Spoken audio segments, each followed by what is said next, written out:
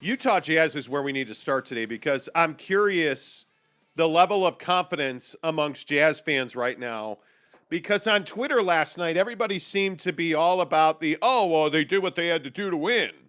Whereas I was like, the Jazz suck and the season's over. Me? Me? I actually wasn't. I just thought it was interesting, Jake, that so many people were excited, and I think you should have been excited about this Right. game. But a lot of people are excited about the Jazz when it took a Herculean, historic performance from Bojan Bogdanovic, Right. not to save the Jazz necessarily, but to save the Jazz. Right. And I think it is one of the things that I find so interesting is that so many people are willing to write off the struggles of this team and just say, well, hey, this was, Mike Conley wasn't playing. Mm-hmm. But when Mike Conley was playing, you got blitzed by New Orleans. So my Right. question is, this last 3-game stretch that the Jazz have been involved in where they just have not played well, has it shaken your confidence at all? Yeah, I mean, I think it hasn't shaken my confidence, but to be honest, I'm obviously in a different place than most Jazz fans are. I mean, I think that this team is the epitome of inconsistency, and I tweeted several times over the weekend watching these games, you live by the three and you die by the three. Last night you lived by it, right? Bogey has a historical performance. Everything's great. We're winning a championship and we're all riding off into the sunset. But then against New Orleans, you couldn't hit the ocean from a boat from three, and you got blown out. Frankly, and I'm not the only one saying it, you've got guys like Tony Jones saying that the Jazz got embarrassed, which they did. And so when I look at this team, does the inconsistency shake my confidence in them? No, because that's who they've been all year. They've been inconsistent all year, and that's the thing you got to understand. When we talk about scheduling and are they going to go 19-5 and go on some insane run, and can they get to the 2 seed, which is something else I saw on Twitter. Like, just so we're clear, you do not want this team getting the 2 seed. Do you know why you don't want them getting the 2 seed? Yeah, because if you get the 2 seed, you're most likely going to run into the Clippers in the first round. And Paul George will be ready to go for the playoffs. So I don't know if anyone's seen what Reggie Jackson's doing, but he put up 35 over the weekend. So I don't know, man. I think that, does it shake my confidence? No. But I wasn't really super confident in this team from the get. I think that this team, again, is just so reliant on the three going in. I mean, if they make, what did they make last night? I think they had like 18 or 23 makes, as a team. Obviously, Bogey had 11 on his own. Okay, you win that game. But if I said to you, hey, Bogey's going to have a historical night, he's going to make 11 3-point shots. Could we all agree that that's a game you probably think you're going to win by like 25? You would think. Right? Like you're blowing that team out. They finished this game up, 10 it was, I think, to end the game. So I don't know. I don't love that they don't have control of these games. I don't love that seemingly, you've got a 25-point lead at one point over the Thunder yesterday. And it gets all the way down to 7, I think, at one point. And at that point, you're a turnover away here or there from them taking the lead. I mean, that's how NBA games work. They're that fast. So I don't know, man. My biggest concern is that they don't control games late in the game. They don't. It's kind of crazy to say this, but it doesn't seem like they know how to hold a team down. They know how to build that lead and get it going early in the game. But then when they have that 25-point lead, they don't know how to hold that lead, which is kind of crazy. They just sort of chill out. So it doesn't shake my trust in them, mainly because I just was like, this is an inconsistent team. This is who they are. So I wasn't particularly surprised to see them blow these leads, but I was surprised that they got blown out by New Orleans like that. That was very surprising. Well, and I think the thing that I say and the thing that comes to my mind is that I agree with you. I think this team lives and dies by the three, but what you're seeing is not necessarily that they're struggling against good teams. They're struggling against young athletic teams that play at a much higher pace than the Jazz do. And I think we saw that certainly in the New Orleans game. Okay, throw that game out. It was a fluke. But you look at the Rockets game, the Rockets just got up and down the floor. And, yeah, they got super hot at the end of the game. But the Jazz have a propensity in the second half. And I don't know if the right way to say it is lose intensity defensively, but they don't guard the 3-point line as astutely as they should. That's how we saw last night the Thunder got back into this. You're looking at a team in the Thunder that didn't have Lou Dort last night. You're looking at a team in the Thunder that is very young and, frankly, is, I think, the worst team in the NBA. I mean, I look at how bad that Thunder team is. This should have been a 30-point win, especially on a back-to-back night. And I ask again why Jared Butler didn't play last night. I think that, somebody needs to send in Homicide because I believe he was found dead on the Jazz bench. Dude, I think so. You know what? And I joke, obviously, but why is Jared Butler not playing on a night where Mike Conley is resting because of a back-to-back? They want him to play in Dallas, obviously. You're not going to play Jared Butler even a single minute? You start Trent Forrest? I like this, to me, the Jazz are not doing what they need to do and what they can do to give themselves the best opportunity to win on a nightly basis. That's the thing that I wonder about. I think that we can talk all about Rudy Gobert's struggles over the last week against this set of teams. We can talk about Donovan Mitchell's leadership. I think a lot of their problems are self-inflicted in its rotation. I think, not playing. Where was Daniel House at the end of the game last night? Royce O'Neal getting blown by repeatedly, and Daniel House was supposed to be the late game defensive stopper. Well, where was he? Yeah. I don't know is the question. That's the biggest thing to me in this stretch is the Jazz, to me, are hurting themselves more than the other team is doing anything significant. The Jazz just continue to blow their feet off, and I worry about going to Dallas tonight. And a game, frankly, I think that is a statement game. You're 2.5 behind, your two nearest competitors in front of you in Memphis and in Golden State. And all of a sudden, it's a little tighter than you'd like it to be. You're a game and a half ahead of Dallas. Yeah. You lose this game tonight, and all of a sudden, you're going down, not up. So you have all of these concerns. You have a team in the Phoenix Suns that gets boat raced in Milwaukee at the end of the game yesterday, but almost won that game without their three best players. You look at Golden State, who has been pretty bad since Klay Thompson came back, as they try to figure out how to integrate him back into their offense. You have Memphis that somehow, some way got blown out in Houston, and you're sputtering with average teams. I mean, this is an opportunity tonight to bring some intensity, to bring some importance to the floor, and really take care of business. I think tonight's a statement game. Yeah, I mean, this is a playoff game for if you're the Utah Jazz. In my opinion, you need to treat this like a playoff game.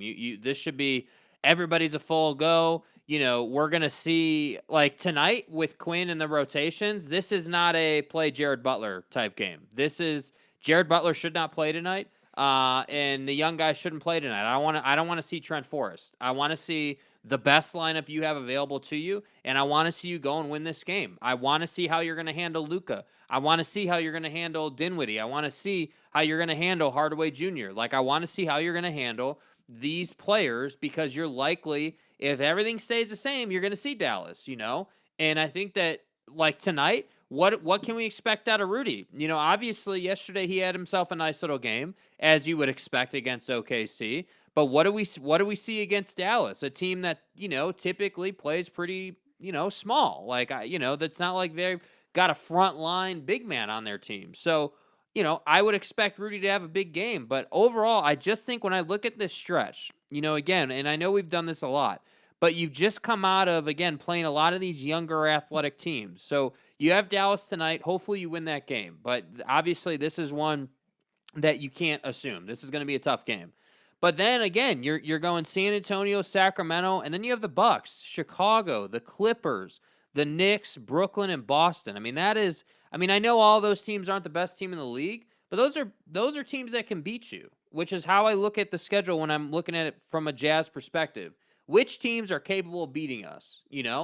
On paper, OKC is not capable of beating you, but again, I disagree with the people who are saying that game was never in doubt. I think that game was very much in doubt for probably 8 to 10 minutes in the first half. I think you were chasing it a little bit. So, yeah.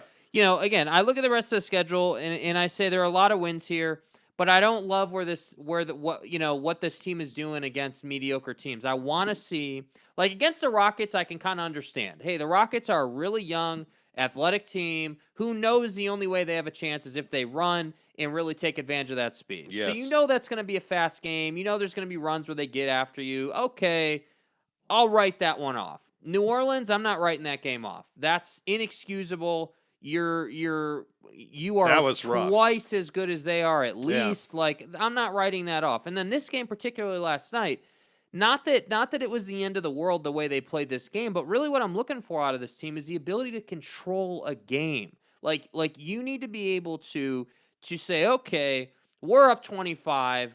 We're never letting this get down to a single digit lead again. You know? And I think the thing that stands out to you so much is, again, I don't understand the rotation. I don't understand. This was a game where I thought you should have really made a clear, pointed effort to get Rudy Gobert the ball in the paint, and they just didn't do that. I think only once. And, listen, I think we've talked at length, ad nauseum, to death about Rudy Gobert's offensive shortcomings. But at some point, you're going to just have to figure out what he can give you offensively or not at all. And what you're seeing defensively is these teams are pick and rolling him into the corner. So you've got to adjust. And I don't mean to be redundant, but I again ask myself if Quinn Snyder's the right coach for this team, because I don't understand the player rotations here.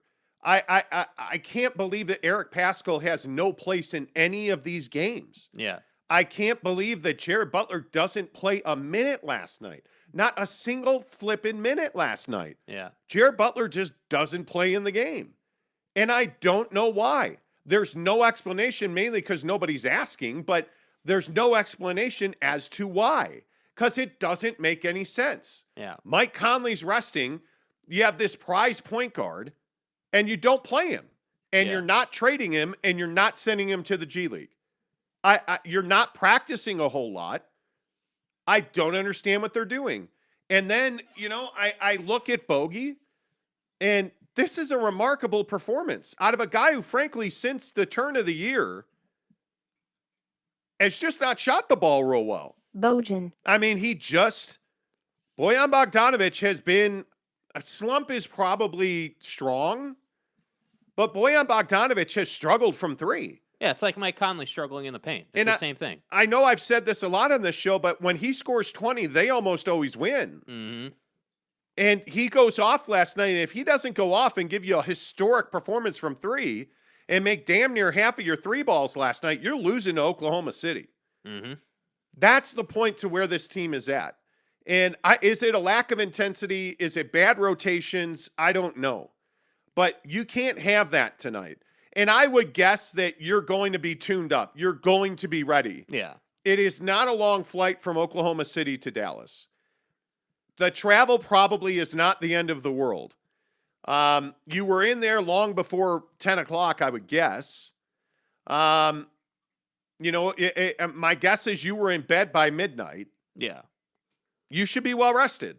You should be ready to play the Dallas Mavericks tonight. Yeah. But the problem is you've had to use a lot of your legs.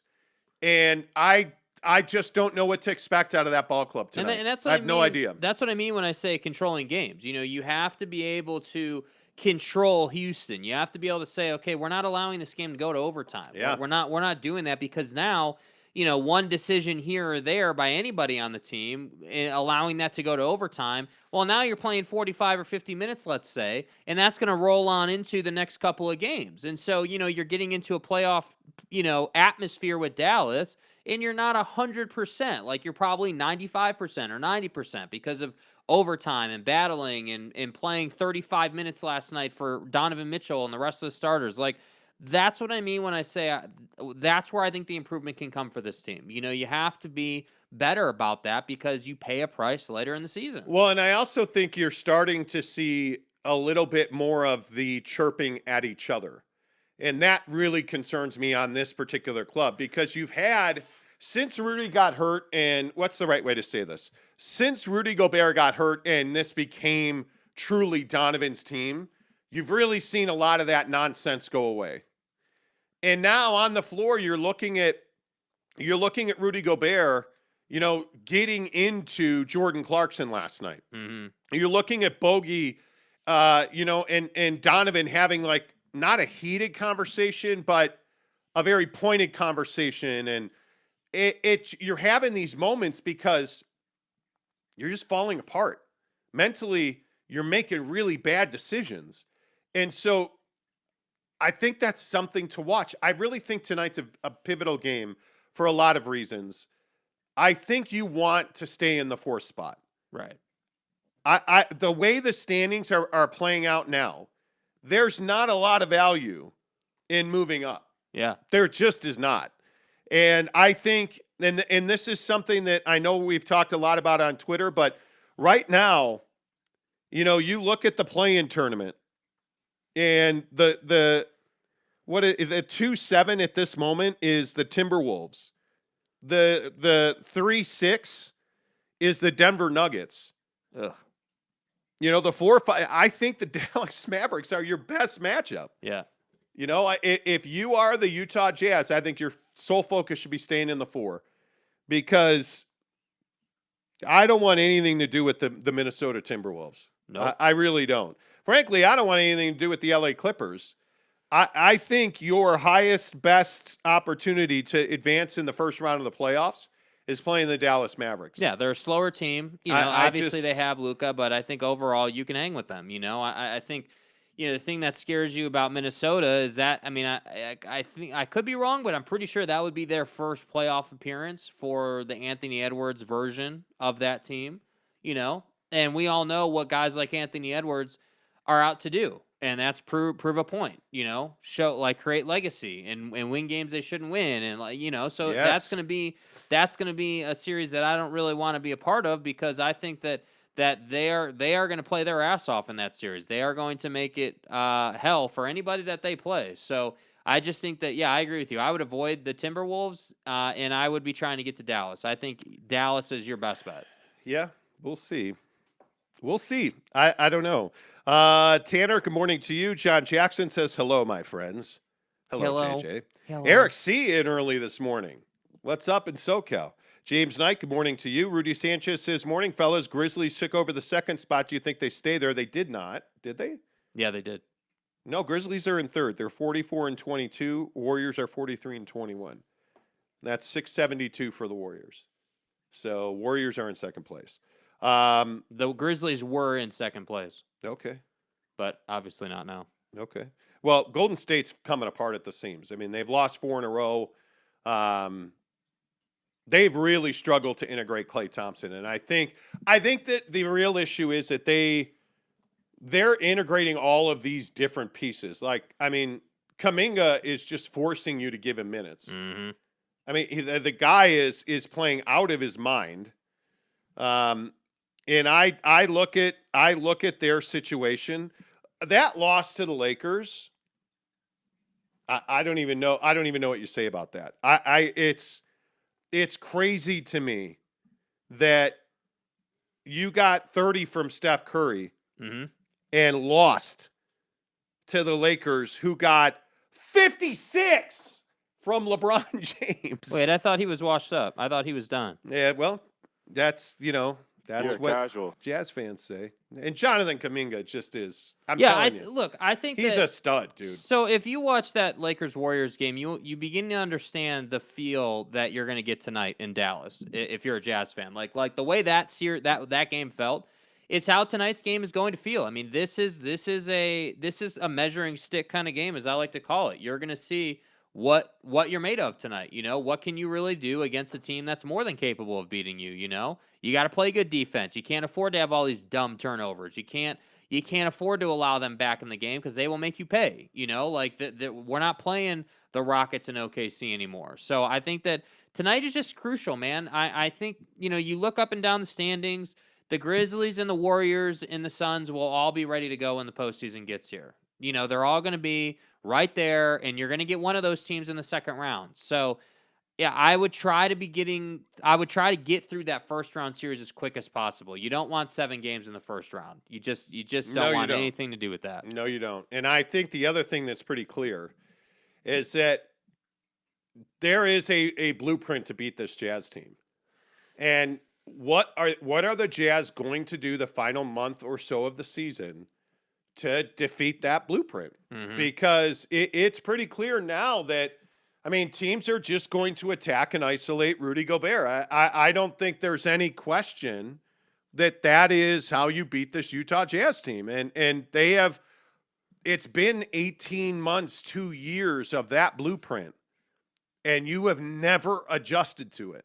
Both on the roster and strategically. So I don't know what the answer is against better teams. Now, I also think it's pretty interesting that tonight could be a night where you make it all right.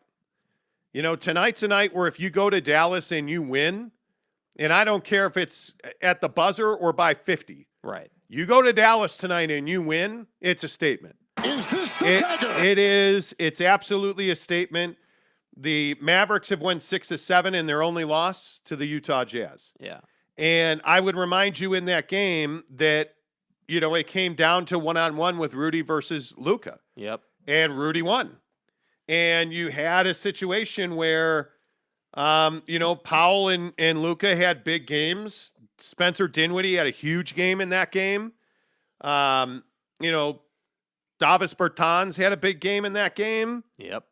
My guess is that Dorian Finney-Smith is not going to, you know, have a quiet game the way he did the other night. Yeah, and so that's what I mean. Like, you know, you look at the last matchup and it came right down to it, you know, and yeah, and Rudy deserves credit for shutting down Luka. Absolutely. But my guess is, and what concerns me, is that, you know, Dallas is obviously going to learn lessons from that game, you know, and I think that Luka, you know, as much as I hate Luka, like he is a good player, you know, like the guy can score at will basically. So Yeah. it'll be really curious to see, like, again, who like is House going to get more minutes tonight because bro, what are those ESPN auto Ads, again? bro.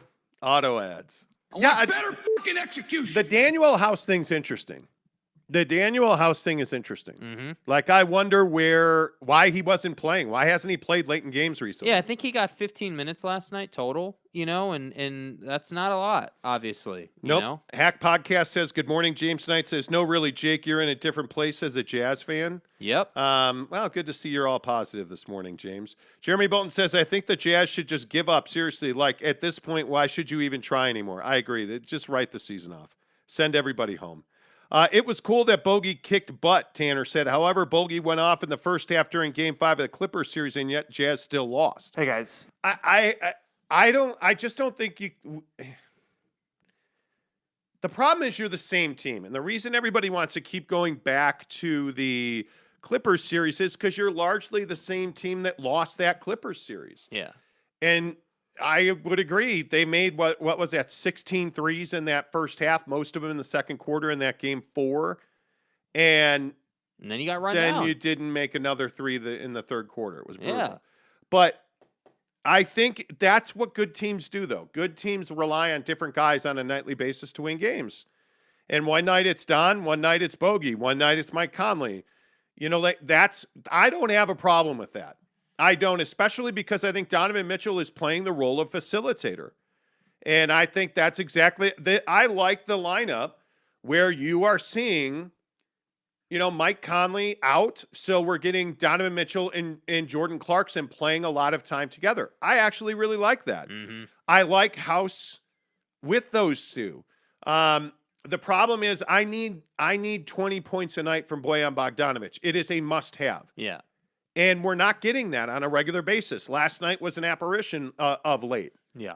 So can we count on him to do that on a regular basis? Well, certainly not.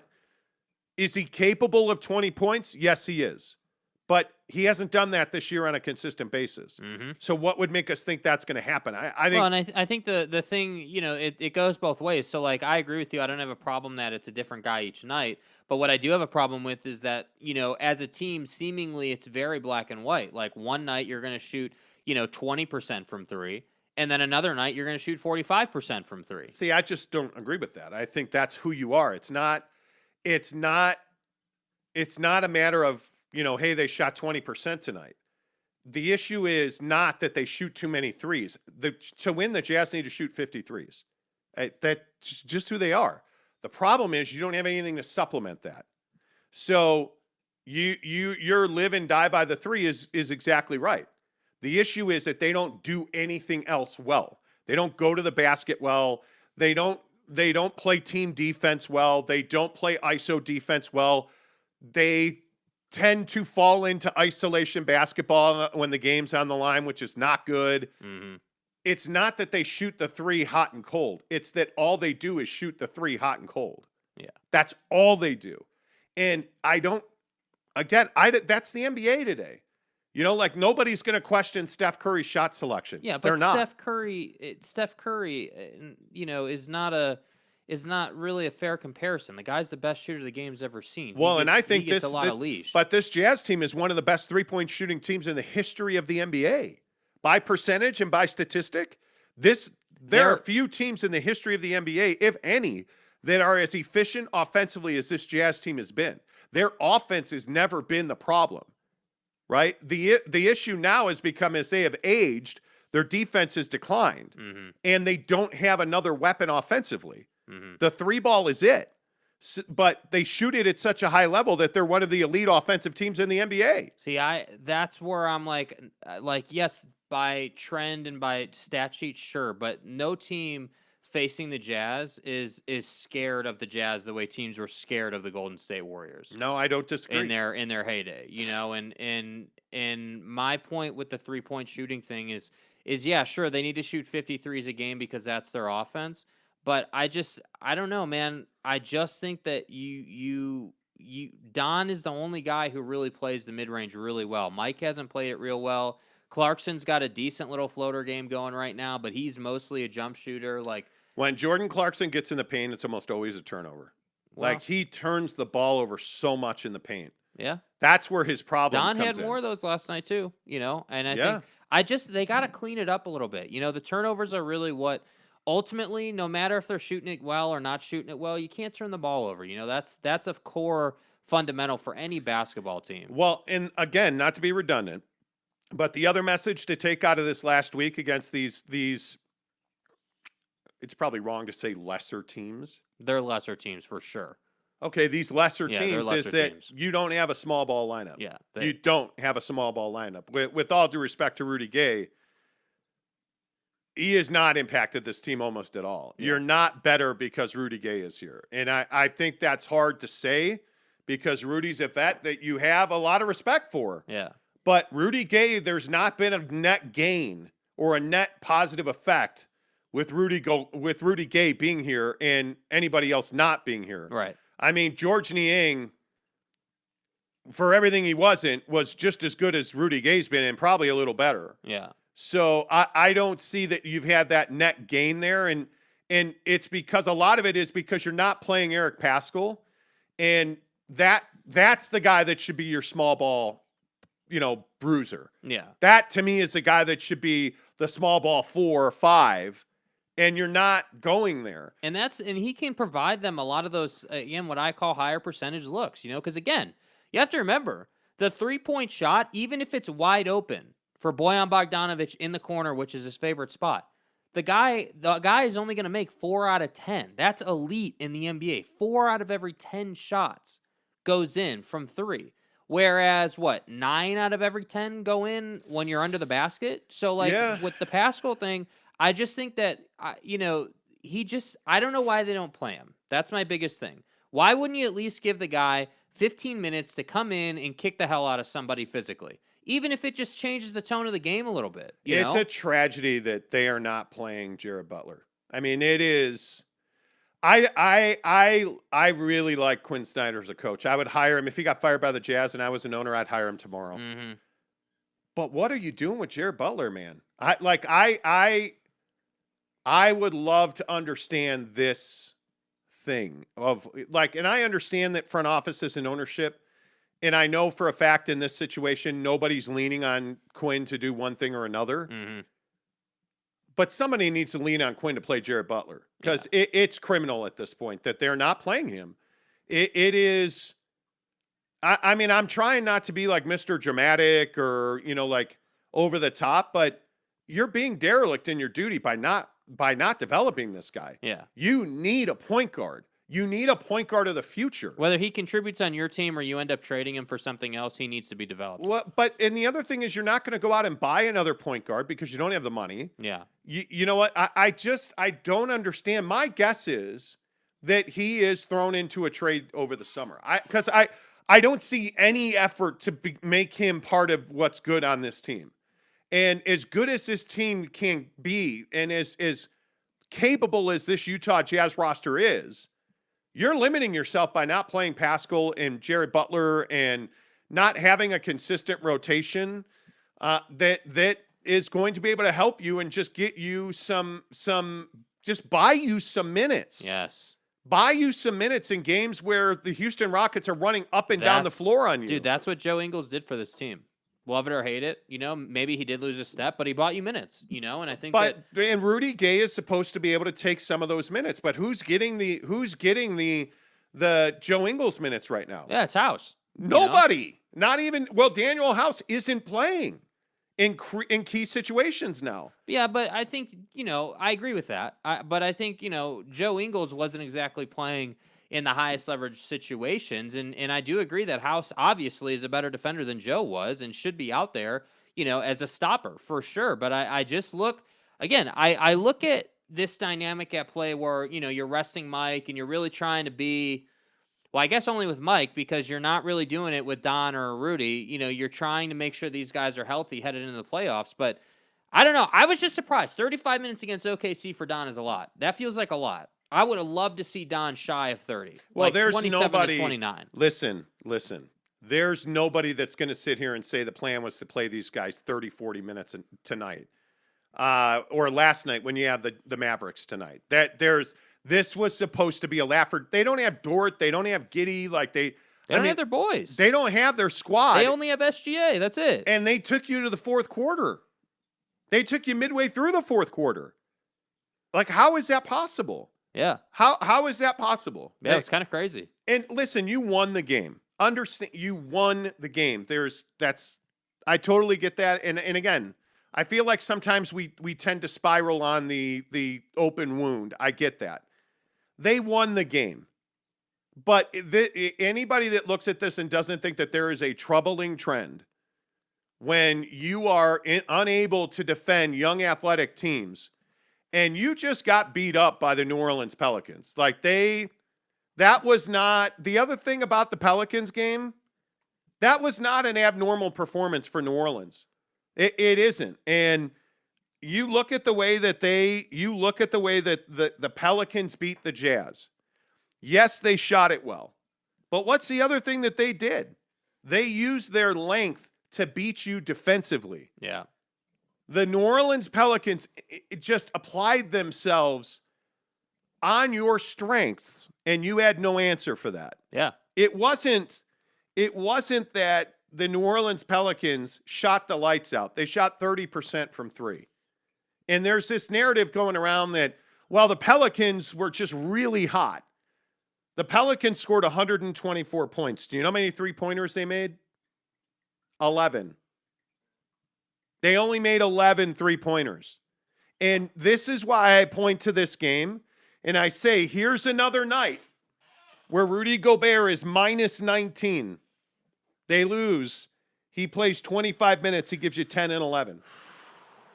So I'm not saying and that. Who's is it Valanciunas for New Orleans? Who is yes, it? It's Valanciunas, right? Who only scored 4 points and he had 6 boards and only played 17 minutes. And Rudy had how many minutes? Rudy played 25 minutes. So 10 more minutes than Valanciunas, essentially.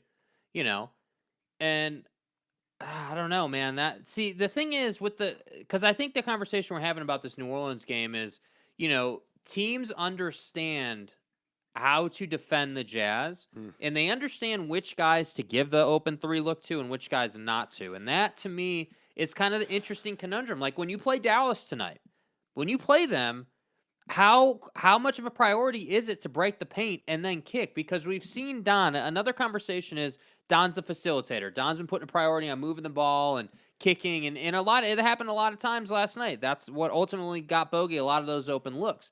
But tonight, when you have the Dinwiddies or anybody who they want to throw on Don, who's a better defender and quick, is he going to be able to do that? That's my thing when they start playing these good teams, how the good teams answer defensively, because they're not just going to let you break the paint and kick the whole game. That's not how the NBA works. You're going to have an answer for that, for the defensive adjustments teams are going to make against you.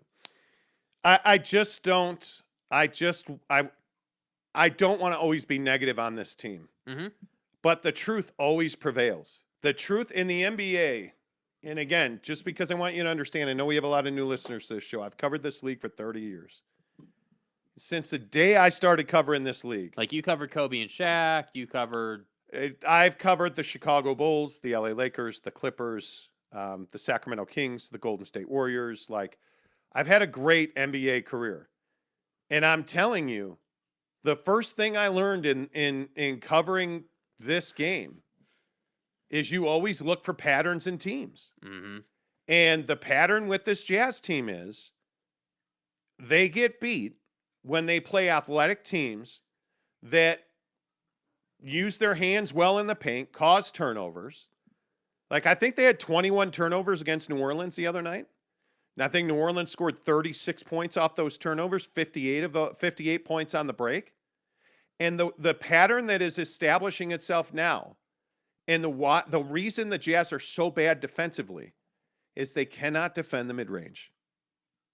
They cannot defend the mid-range because you're in a damned if you do, damned if you don't. You've got Rudy Gobert off in the corner. Look at the Rockets game. Yeah. You get Kevin Porter Jr. going to the rim with the game down 2. He just needs to make a layup. Rudy Gobert's got 1 foot in the paint and 1 foot out, and he never tries to block that layup because he's so concerned about giving up the 3. Yeah. And they can't defend the mid-range right now. And until they make that adjustment, and you see it on a regular basis, you see them, New Orleans with CJ McCallum exploited it repeatedly, the pick and roll switch with Rudy, and Rudy just doesn't step up. And, you look at it last night, Hassan Whiteside is just not interested in doing anything but blocking shots and dunking the ball. Yep. He's not interested in playing extended defense. And you're watching these young teams who just don't give a shit if they win or lose. They don't care. Yeah. They're just going to run and run and run. Well, I think the mindset is, hey, we know the Jazz are better than us, but that doesn't mean we can't make it really difficult on them. That doesn't mean that we can't go and play our game. And what's scary is it's the Jazz are really good when they're really good. Yeah. When they shoot 40% and they shoot 53s a game, they're really tough to beat. Yeah. The problem is every team knows, hey, if we do this, we're going to win the game. You play to win the game. So those teams go out and they attack Rudy Gobert on defense. Whether he's at the rim or not, he's going to block shots and change. But more and more and more, what are we watching? We're watching teams trying to put it down on Rudy's head. Like they're trying to dunk on him. Yeah. And the fear factor is much and much less than it used to be. Yeah. So my question is, what is the adjustment going to be when teams are scheming you out of the paint? Because you're going to get Dwight Powell tonight, who is not a great shooter, but he's got a little bit of a shot, and he just jumps higher than you. Rudy Gobert is not an athletic guy. He does not run particularly fast, and he does not jump particularly high. Dwight Powell's the exact opposite. Dwight Powell's a volleyball player. Yeah. By trade, he's a volleyball player. So he has incredible hops, and he's incredibly athletic. And that gives Rudy Gobert problems. And then they go small a lot because the Dallas Mavericks have committed themselves to playing without a center. Well, and I think that what they're really trying to do is space the floor and give Luka options. That's really what they're trying to do, which is kind of an interesting conundrum for the Jazz because we've all talked about how the perimeter defense for the Jazz can be suspect at times. Yep. And you have a roster in Dallas that, when they're very good, and when Dallas, and I always talk about teams when they're at their best and when they're at their worst. When the Dallas Mavericks are at their best, Luka's cooking. There's no doubt about that. But lately, it's been Spencer Dinwiddie attacking the basket. It's been guys like Dorian Finney-Smith in the corner just killing your spirit. Yeah. So in order for that stuff to happen, very much like the Jazz, you've got to find a way to shut that off. Yeah. And so what that means is you can't have guys in the paint. And the problem with that is we all know the Jazz can't keep guys in front of them. So, you look at Jalen Brunson, perfect example. Yeah. Jalen Brunson's a paint breaker. The problem is Jalen Brunson's also hurt, by the way. But we'll see if he plays tonight. But, whether it's Kleber, whether it's Doncic, whether it's, again, Brunson, Dinwiddie. They have a lot of athletes, man. The Mavs are going to be in the paint tonight. Yeah. And it's a matter of how disciplined will this Utah Jazz team be at defending that. Yeah. Jair Murray Jr., what's up, my man? He says, if the Jazz meet the Grizzlies, Suns, Warriors, or Nuggets in the second round, who could the Jazz force Game 7? I think that's a really difficult question to answer, man. I think it depends. Jazz meet the Grizzlies, Suns, Warriors. I would not want anything. It would have to be the Nuggets. I want nothing to do with the Grizzlies. I want nothing. The Suns took the Bucks to the buzzer, essentially. They took them in the last minute of the game without Cam Johnson, without Devin Booker, and without Chris Paul. And it's because Mikal Bridges, what did he do yesterday? Was elite in the mid-range. Yeah. And their defense is unbelievable no matter who's out there. Yeah. So I don't want that. It terrifies me. I'm having nightmares because I'm watching a lot of Grizzlies games right now because I really believe in that team. And so I'm trying to validate my feelings on that team. And Desmond Bane is shooting the three at a level that makes them almost unbeatable. Yeah. Because Ja is getting into the paint routinely, and Desmond Bane is just wide open. I mean, teams are just not respecting him, and he's knocking it down at 41% now. So I don't want that. The Warriors are wildly inconsistent, but the problem is what the Warriors don't do well is attack the basket because they love shooting threes. But they are well coached, and they're really smart. If they wound up against the Jazz, my guess is they'd attack the basket. And Draymond Green frustrates the hell out of Rudy Gobert. And I know that Jazz fans are like, don't start with them. Draymond Green has a history of stirring the pot with Rudy Gobert. Yeah. And so to answer your question directly, I want the Nuggets. Give me the Nuggets. Rudy's had a pretty good run against that team. Dad Bod God is... Dad Bod God. He's a bum. Nikola Jokic is a hell of a player. You're casual. But they're going to be getting a Jamal Murray back who hasn't played in a while. Yep. We're definitely going to be rusty. But did anybody see Aaron Gordon last night, blocking that shot at the rim? None of those teams are easy outs. But matchup-wise, X and O versus X and O, guy versus guy, I'll take the Denver Nuggets. Yeah. I don't think Aaron Murray is going to be 100% or anywhere near it anytime. Or Jamal Murray, excuse me. What did I say? Aaron Murray. Aaron Murray, thank you. I don't think Jamal Murray is going to be anywhere near who he's been previously. Yeah, I think he needs... This season. I would expect him to come back with 10, 12 games left to go. Yep, I agree. And Garcia says, morning, America. I heard LBJ is done in L.A. At 56 points, he'll disagree with you on that. He's a brilliant guy. Probably, and Garcia says, because Quinn is horrible with rotations. Can't disagree with that. And Garcia also says, a better support system because Rudy cannot be the number 2 option. Ain't going to work when you're trying to build a championship roster. The funny thing is, I don't watch the terrible Jazz broadcast. Buller and Holly just make my ears bleed. I feel bad for Big T, Thurl Bailey, because I actually like Thurl's commentary. I do too. Yeah. I just can't. Holly Rowe, I can't. She said some stupid stuff last night that I'm just like, bro, come on. Yeah, it's not good, dude. So I watched the opponent, because believe it or not, because, the Jazz don't have a TV deal, and so he's just a hack. Yeah, their TV deal's a hack. So you can watch the opponent on the League Pass, and I was watching OKC last night, and they said exactly that thing. If their keys to victory last night were exploiting Rudy Gobert on the defensive end, making him get out of the paint so that the Thunder could get to the rack, and that's exactly what they did. Yeah. And so then what did Rudy start doing? Collapsing. So what did the Thunder start doing? Driving and kicking. That's a really interesting conversation. Brood Wars, good morning to you. The Jazz can't be concerned with who they'd end up with in these playoffs. If they are supposed to fear the likes of Minnesota or Denver, they have no business getting past the first round anyways. Well, that's what I've been telling you all year. This is not a team built to win in the playoffs. They have no business getting past the first round. There is not a good first round matchup for this team. Yeah. And if it's Minnesota, they're going to lose that series. If it's right now today and the Jazz are playing the way they're playing in the last 10 days, which in the NBA, we all look at it on the last 10 days. Yep. If this Jazz team is going to play the way they played in the last 10 games, they're not beating Minnesota. Because Minnesota can shoot the three, and they are going to come for that ass in the paint. They will. Yeah. James Knight said, if Mitchell and Clarkson learn how to drive and kick when the defense collapses, the Jazz will get plenty of open looks. And Agreed. they do.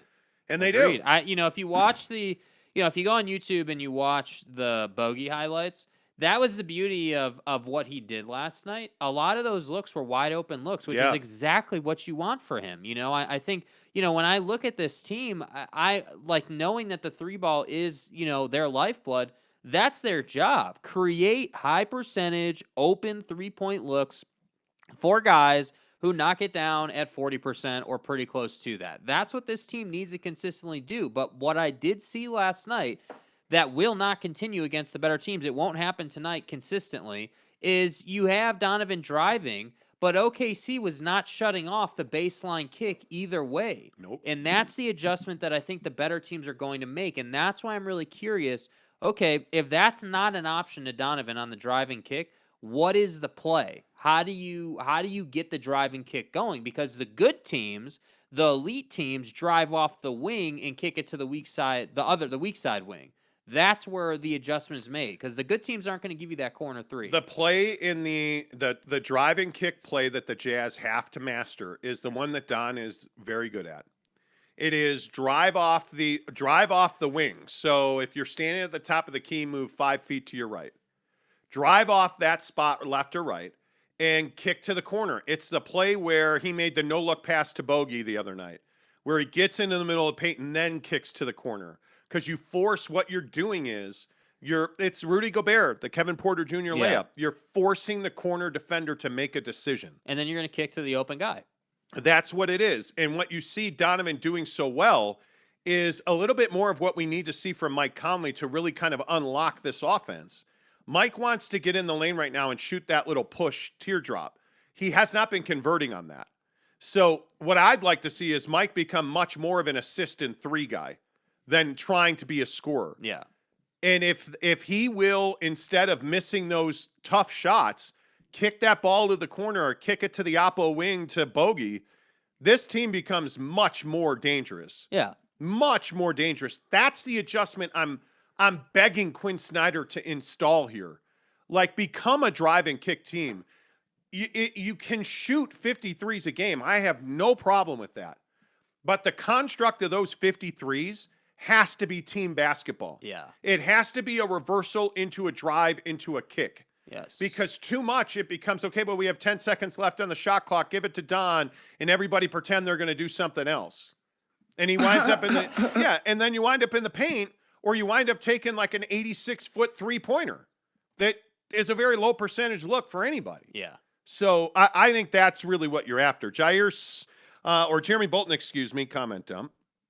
There has got to be something that either Quinn sees or other players see on why Butler isn't playing. I mean, there has to be. I think that's a great point. And I don't know, I don't know what that could be. I mean, you can't tell me it's an attitude thing, right? Like, you can't tell me that the guy is just such a piss poor teammate that he never gets minutes. Like, there has to be. Wouldn't we have heard that already? Yeah, like that would have come out, or you would have heard rumblings. Like, I don't know. I mean, we could speculate on it all day, but the fact is, no matter what the reason is, the guy's not developing, and you don't have a solution for what happens when one of your mainstays. Because this is what's going to happen. Like, we can almost guarantee this. One of these guys is going to get hurt at some point. Like, Don last year against the Clippers got hurt. Mike was hurt. Like, Rudy had been hurt for a while there with the calf. So you're in a position right now where if any one of these guys gets hurt, you're in deep, deep trouble as far as the playoffs are concerned. And that's what's kind of frustrating about the Jared Butler situation.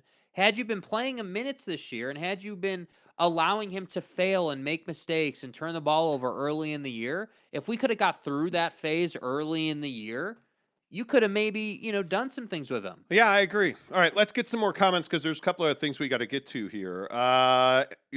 Cool JR. Cool CJ So Cool Jr. I can't read. Pelicans is on a tear in this stretch. They beat Phoenix too. Cool. They humiliate. The Jazz should never lose to anybody by 30. Yeah. Just should never happen. Again, why not make Donovan No D Mitchell a shoot first point guard? Because that's not what he does best. And this thing about you need and Garcia, maybe you're just watching a different game than I'm watching. Donovan is playing a very, very good level of defense. Yeah, he plays good defense. Yeah, too. I don't know what you're looking at. Donovan Mitchell's defense has not only improved, he is plus on defense. Like, yeah. I think that Donovan Mitchell is not an on the ball point guard, and they're asking him to be that here. And once you get a number 2 on this team, Donovan needs to be the go-to guy. And what's happening now is you're forcing Donovan Mitchell to be a distributor and a scorer, which is helping him develop and grow. Mm-hmm. That's what he needed. But at some point, you need a distributor to get Donovan the ball in leverage situations. Yeah, and in good matchups. Yeah, you need to be able to. And one of the other things that this team cannot do right now is they cannot create leverage. Yeah. This Jazz team, and I'll just again use the Phoenix Suns when they're healthy. Chris Paul creates situations for Devin Booker to get the ball in places where it's automatic for Devin Booker. Yeah. You look at the way that the Milwaukee Bucks are now leveraging Antetokounmpo because Giannis can now shoot. They are lining him up on the block now and lobbing him the ball. It used to be you would just give him the ball at half court and tell him to run to the basket, get downhill, get fouled. Now they're actually running offense designed to get him the ball below the free throw line. But again, development, right? These are all growth signs. Yeah. The problem with the Jazz is they don't have a set where they can say, okay, we want to get Donovan the ball at this point because that's where he's able to do X, Y, or Z. Yeah. That's not who this team is. Yeah. So it's just something to watch. Mesh says, I can see the Jazz losing in double digits tonight. I cannot. Leonard Leonard Bro, is who? your name. Thanks for answering my question, guys. You're welcome, sir. If I didn't, I'm sorry. Did you Oh, ask is that me? sarcastic? I think because there's a lot of comments, so it's tough for me to answer. Ask it everybody. again. We want to Yeah. answer your questions. If Yeah. we missed it, we're not trying to. We want to answer it. James Knight says, did you hear your gal Holly suggesting Rudy is ineffective offensively? You don't watch Jazz games. Oh, yes, I did hear that Yeah. entire segment. And what they said was she literally said, she's like, there are people in the local media who say that that Rudy Gobert is not good offensively. And she's like, respectfully, I don't know what game they're watching. And it's like, dude, you just don't you work for the team. We get it. It's fine. Well, dude. the thing about Holly Rowe is, like, she picks on, and the thing that she talks about with Rudy offensively a lot is his ability to pick and roll. My question is, when in the playoffs is he going to be able to use the illegal screens that he sets? Consistently. Because last night you could see him sticking out the elbow, leaning his hip out. Like, those are 9 out of 10 screens that Rudy Gobert sets are illegal because they don't, but they're not because they don't call it. They don't call it. And he So- should keep doing it if they're not going to call it. If they're not going to call it, keep doing it. Yeah. Keep doing it. Horrible to subpar D in my opinion. And Garcia, you're completely wrong Yeah, you're about just, Donovan Mitchell. You're wrong.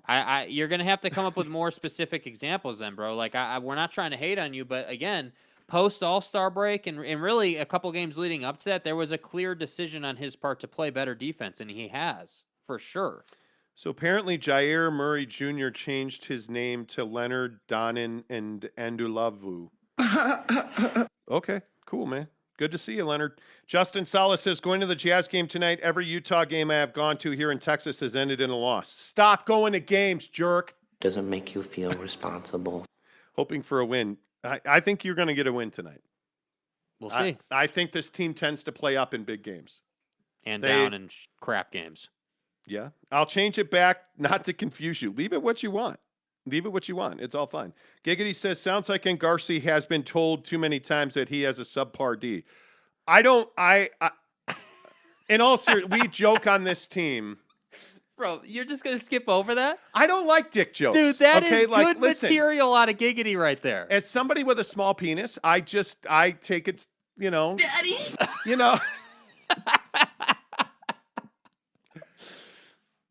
Wow. That just happened.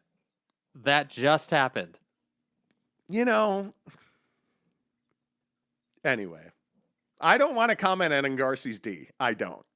I'm not your daddy. You know, like I don't want to. Hey,